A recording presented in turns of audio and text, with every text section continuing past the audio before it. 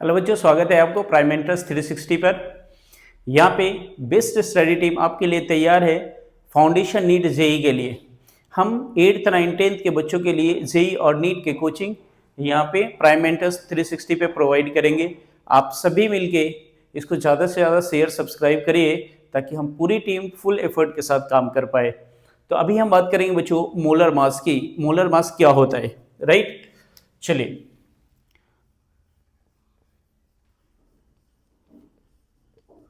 Molar mass बच्चों नाम से क्लियर हो रहा है। मोलर मास, एक मोल सब्सटेंस का मास ग्राम में रिप्रेजेंट करते हैं, उसको हम क्या बोलते हैं? मोलर मास कहते हैं, राइट? मास ऑफ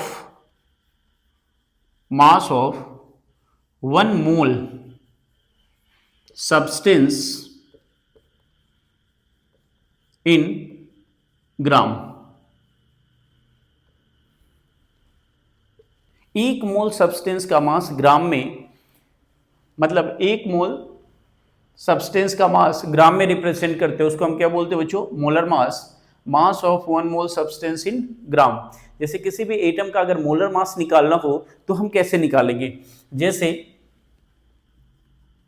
हम बोले बच्चों molar mass of oxygen atom, molar mass of oxygen atom बराबर, ठीक है? तो पहले तो फॉर्मूला लिख लेते हैं, या फिर चलिए molar mass of oxygen atom तो हम बोलेंगे बच्चों मास ऑफ 1 ऑक्सीजन एटम इंटू 1 मोल के वैल्यू से मल्टीप्लाई कर देंगे। मास of 1 oxygen atom in gram. Simple समझिए आप, मास of 1 oxygen atom in gram is called molar mass. जैसे एक मोल ऑक्सीजन एटम का मास कितना होगा बच्चों? वो देखेंगे पहले। एक एटम ऑक्सीजन का मास कितना होता है? 16, और यूनिट अपन क्या यूज करेंगे? ग्राम। तो 16 ग्राम क्या हो गया? Molar mass of oxygen. क्या होगा राजा? Molar mass of oxygen atom. ऐसे ही अगर molar mass of sodium atom की बात करें, molar mass of sodium atom, तो आप बोलेंगे 23 ग्राम, राइट? एक बेसिक चीजें हैं, ध्यान में रखिए कि अगर एक ऑक्सीजन एटम की मास की बात करेंगे तो 16 AMU होगा। क्या होगा? AMU। लेकिन एक मोल ऑक्सीजन एटम की बात करेंगे तो कितना होगा? 16 ग्राम।